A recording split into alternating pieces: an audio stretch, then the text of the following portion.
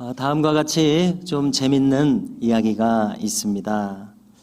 어떤 목사님이 주일 아침에 예배를 드릴 때마다 날씨에 대해서 감사 기도를 빼놓지 않으셨다고 합니다. 그래서 교인들은 늘 생각하기를 우리 목사님은 이 날씨에 대해서 참 민감한 분이시구나 이렇게 생각했습니다. 그런데 이제 어떤 주일에 눈보라가 칩니다. 폭풍이 붑니다. 이렇게 몹시 사나운 날씨에 주일을 맞게 되었습니다. 그래서 교인들은 걱정하게 되었습니다. 우리 목사님의 감사 조건이 사라져서 어떻게 기도를 하실까 이렇게 염려하는 중에 기도에 귀를 기울이게 되었습니다. 그런데 기도를 듣다가 교인들은 혀를 내두르지 않을 수가 없었습니다. 기도하시기를, 하나님, 오늘처럼 이렇게 모진 날씨를 많이 주시지는 않으시는 것에 대해서 감사합니다. 이렇게 기도했다는 것입니다.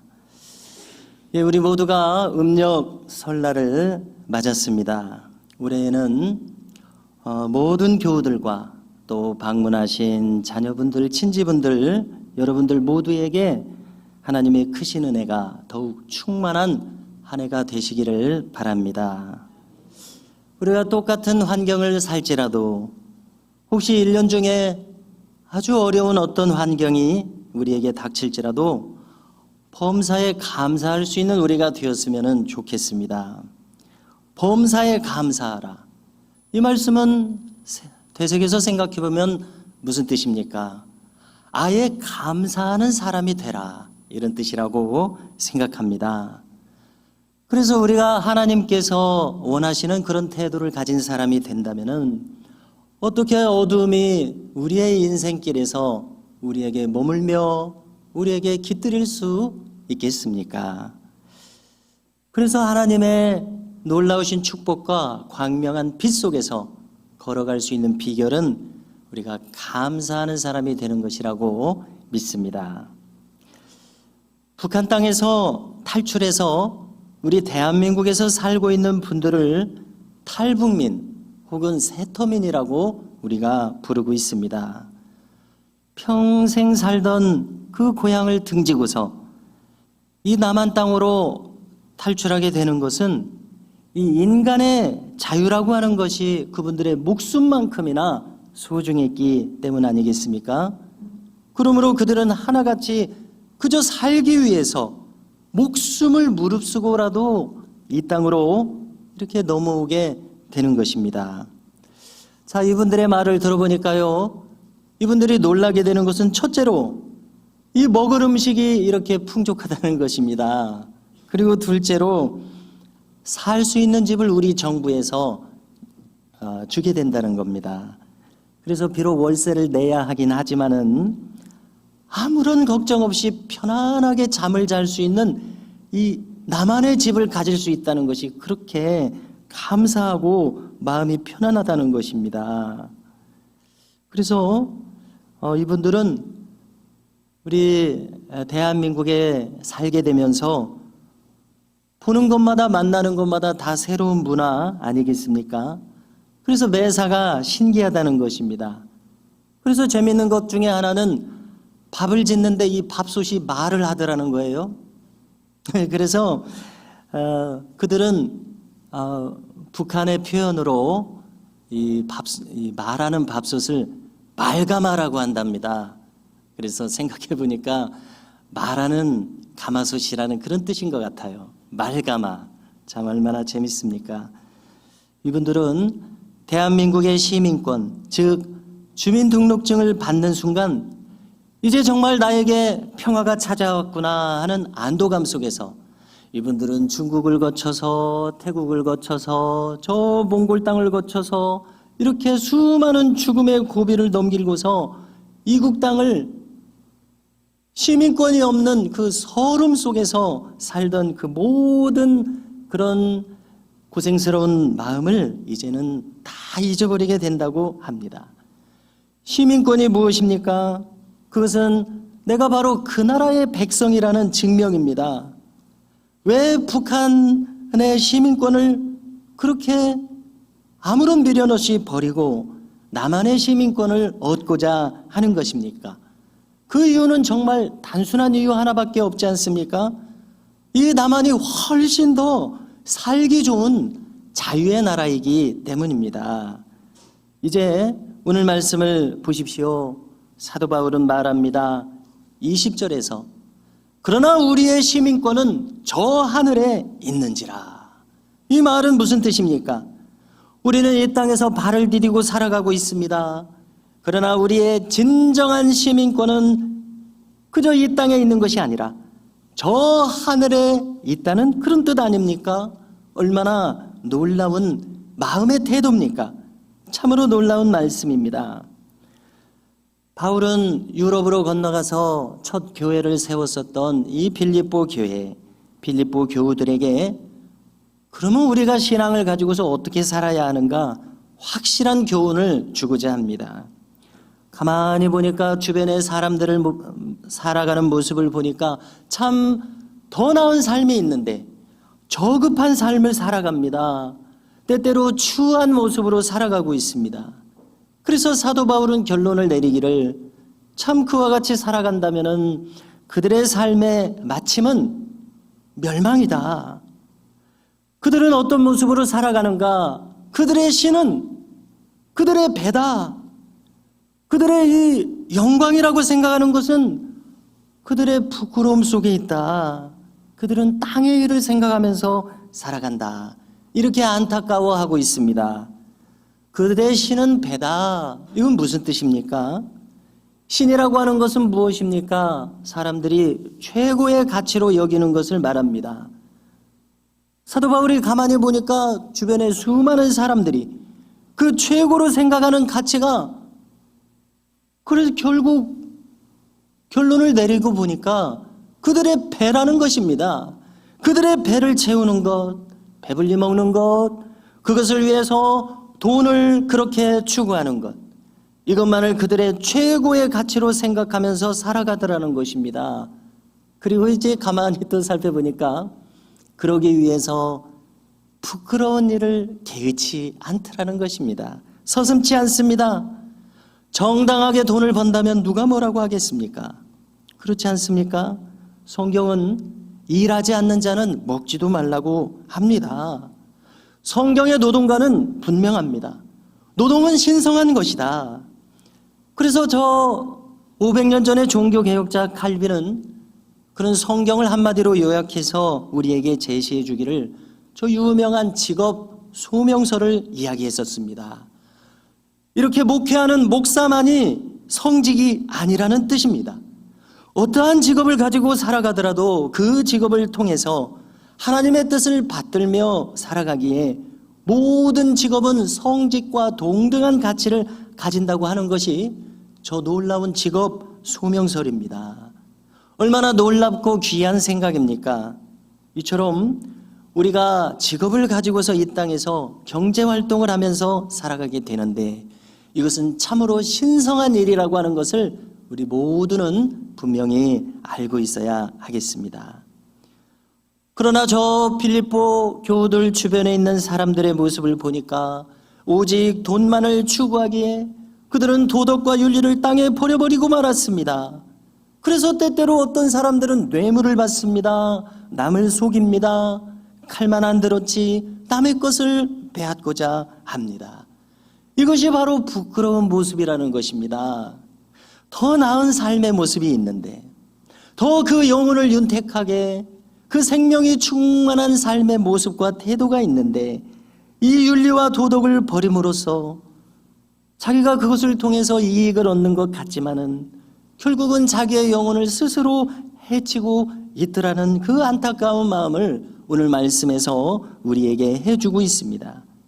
우리는 분명히 알아야 될 것은 인간이 다 같은 인간이 아니라는 사실입니다. 참으로 그릇된 방향을 향하는 무지하기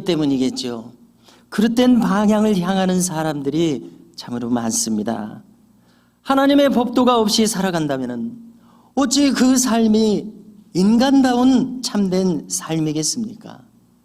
참으로 남을 조금이라도 해치며 사는 것은 참으로 아름다운 인간의 삶일 수가 없는 것입니다. 그러므로 우리는 어떠한 직업을 가지고 살아가든지 그 직업 속에 하나님의 법도를 따라서 사는 인생을 펼쳐갈 수 있기를 주님의 이름으로 축복합니다.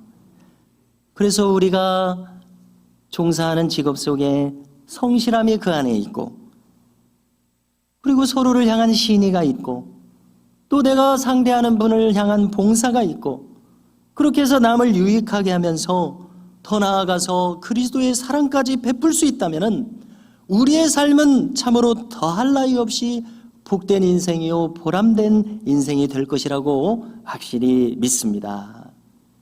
지난 세기에 활동했던 독일의 철학자 마틴 하이데거라는 분은 인간이란 내던져진 존재다, 이런 말을 했습니다. 좋습니다. 철학자로서 얼마든지 그렇게 말할 수 있을 것입니다.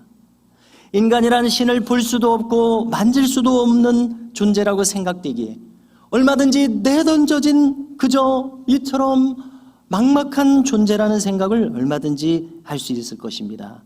그러나 그렇다고 해도 자기 마음대로 아무렇게나 살 수 있는 뜻이 되는 것은 아닙니다.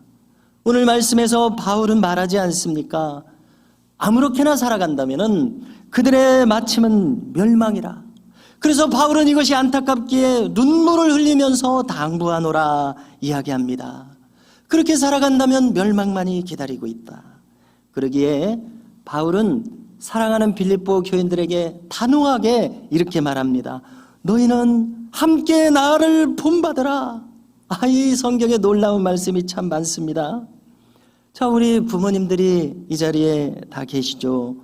우리 부모님들께서 가만히 생각해 볼 때 자식들에게 그래, 너희들은 나를 본받으라 이렇게 말씀하실 수 있겠습니까? 또 선생님들이 계신다면 선생님들이 제자들에게 너희들은 나를 본받으라 이렇게 떳떳하게 말할 수 있겠습니까? 쉬운 일은 아닐 것입니다. 그러나 여기 바울은 놀랍게도 그렇게 말하고 있습니다. 너희는 함께 나를 본받으라. 저는 이 말씀을 이렇게 이해하게 됩니다. 인간이란 다 허물이 있지만은, 나도 부족한 점이 있지만은, 그러나 담대하게 여러분들에게 확신 속에서 말하게 되는 것은 하나님의 뜻대로 살고자 하는 이 마음만은 본받아야 마땅하다, 이 뜻이라고 생각을 합니다. 내가 신앙을 가지고 살아가려고 하는 이 마음을 본받으라. 이 길 외에 다른 길이 없기 때문에 그렇습니다. 이 방향만큼은 타협할 수 없기에 이 믿음의 방향으로 사는 것은 꼭 본받아야 한다, 이렇게 말하고 있다고 생각을 합니다. 이런 점에서 우리는 지금 설 명절을 맞아서 이처럼 하나님 앞에 만사를 제치고 나와서 예배를 드리는 본을 보이고 있다는 사실입니다. 나를 본받으라. 우리가 입술을 열어서 혹 자녀들에게 좀 부끄럽고 계면적어서 말할 수 없다고 하더라도 우리가 이처럼 예배하는 모습을 가지고 하나님을 찾는 그 방향만큼은 결코 타협할 수 없기에 여기 이처럼 신앙의 절대적인 태도를 보이는 것이 우리 자녀들에게 아름다운 본을 보이고 있다는 것을 우리는 믿어야 하겠습니다. 베드로도 비슷한 말씀을 하는 것을 찾아보게 됩니다. 그는 말합니다. 나그네와 행인 같은 너희에게 말하노니, 이렇게 말합니다. 여기 나그네라는 말을 헬라어로 그 뜻을 찾아보니까 그저 말 그대로 하룻밤 잠깐 묵어가는 사람을 뜻하고 있습니다. 또 행인이라고 하는 말은 망명한 사람, 추방당한 사람, 이러한 뜻입니다. 우리는 성경에서 모세의 처지를 통해서 이 뜻을 찾아볼 수 있습니다.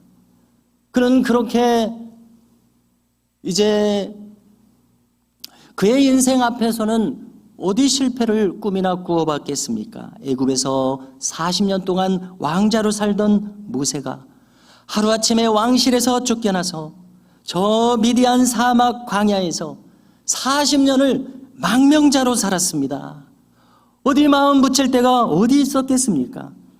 그러나 그렇게 살던 그가 하나님의 거룩한 부르심을 받았을 때에 이스라엘 백성들을 해방시키라는 놀라운 소명을 받으니까 그 80 먹은 노인이 일어나서 하나님 나라를 위해서 힘차게 나서는 것을 보게 됩니다.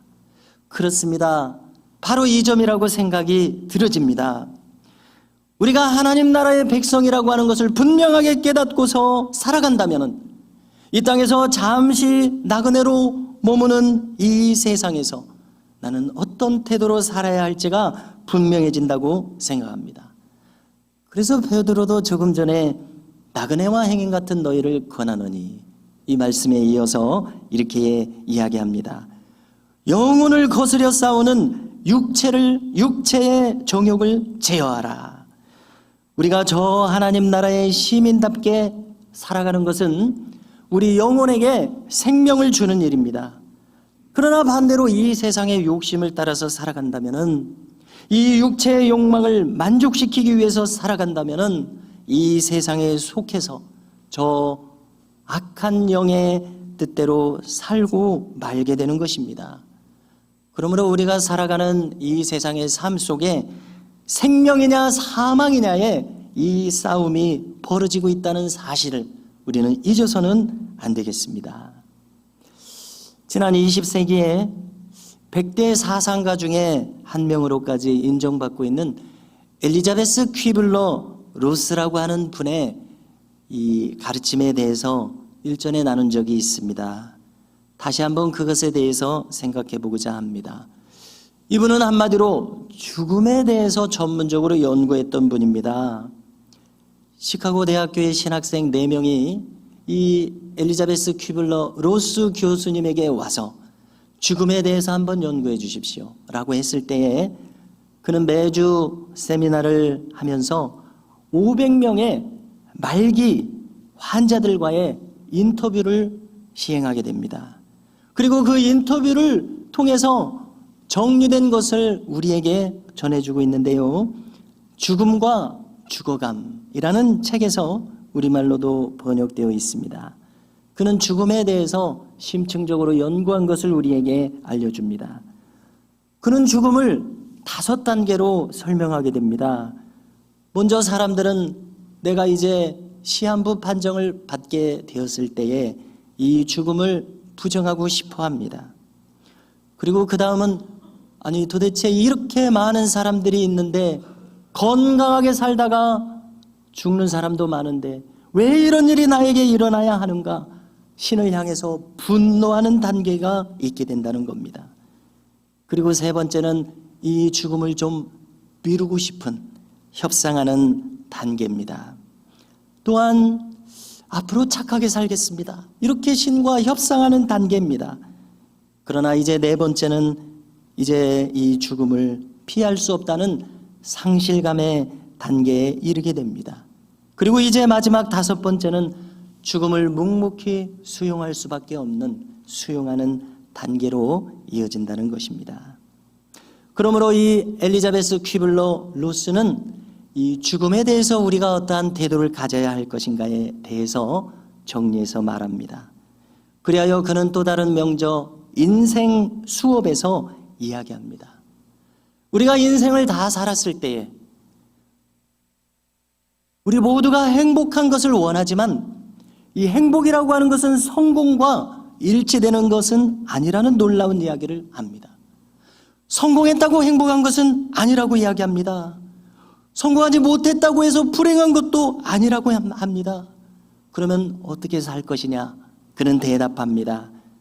당신은 아직 죽어보지 않은 사람으로 살지 말라.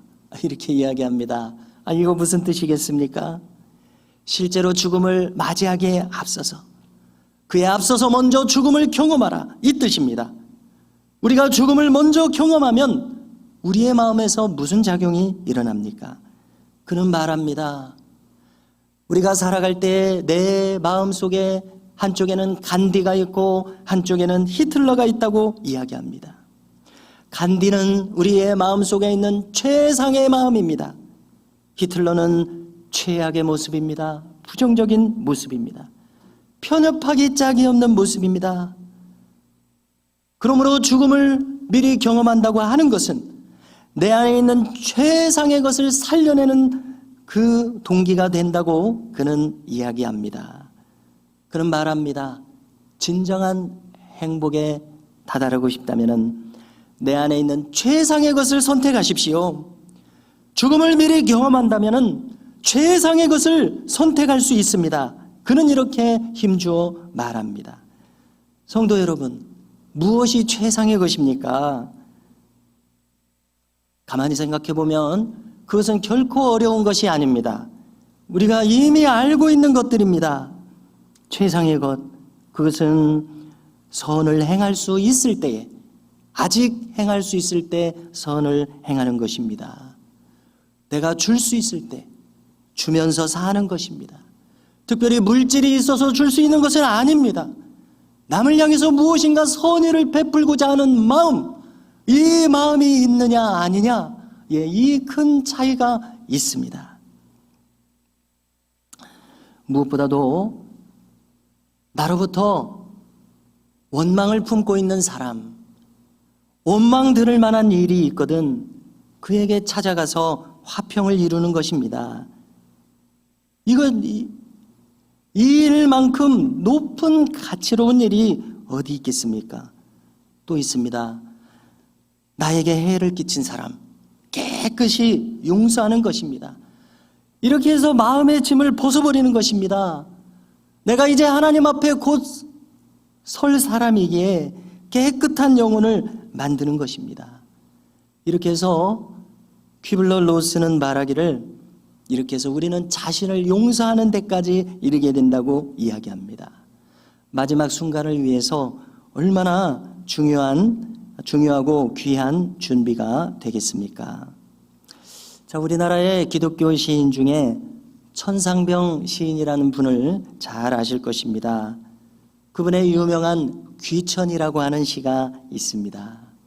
아시는 분도 많으시겠지만은 다시 한번 함께 들어보고자 합니다.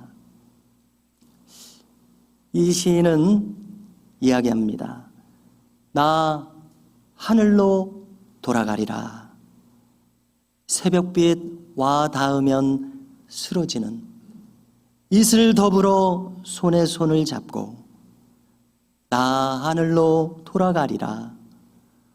노을빛 함께 단둘이서 기슭에서 놀다가 구름 손짓하면은 나 하늘로 돌아가리라. 아름다운 이 세상 소풍 끝나는 날 가서 아름다웠다고 말하리라. 국내 최고의 명문대 출신의 이 천상병 시인은 젊은 날 모진 고문을 당하고 난 후에는 이제 초라하다고밖에 할 수 없는 그러한 삶을 살았을 뿐입니다. 그러나 이 귀천이라는 시에서 보이는 것은 그가 비록 초라한 삶을 살았을지라도 주어진 대로의 삶을 감사하는 마음, 주어진 그 자리에서 만족하는 마음이 여기 잘 나타나 있습니다. 창조주께서 주신 이 자연과 더불어서 아무런 욕심 없이 옷이라는 날 훌훌 털어버리고 아무런 미련 없이 이 한 세상 소풍 잘 마치고 돌아가리라. 마지막에 무엇이라고 이야기합니까? 참 아름다웠던 한 세상이었노라. 바로 이 마음입니다. 오늘 사도 바울도 말합니다. 우리의 시민권은 하늘에 있는지라 거기로부터 구원하는 자 곧 주 예수 그리스도를 기다리노니 그는 만물을 자기에게 복종하게 하실 수 있는 자의 역사로 우리의 낮은 몸을 자기 영광의 몸의 형체와 같이 변하게 하시리라. 꼭 기억하실 수 있기를 바랍니다. 우리의 참된 시민권은 어디에 있습니까? 저 위에 저 영원한 나라에 있기에 우리는 이 땅에서 지금도 발을 디디고 살면서 저 나라의 법도를 따라서 살아가는 사람들임을 기억하시기 바랍니다. 바울이 눈물로 호소하는 대로 우리는 그리스도의 길, 십자가의 길을 따라서 걷는 거룩한 천국 시민인 것을 우리 모두가 기억하실 수 있기를 주님의 이름으로 축복합니다.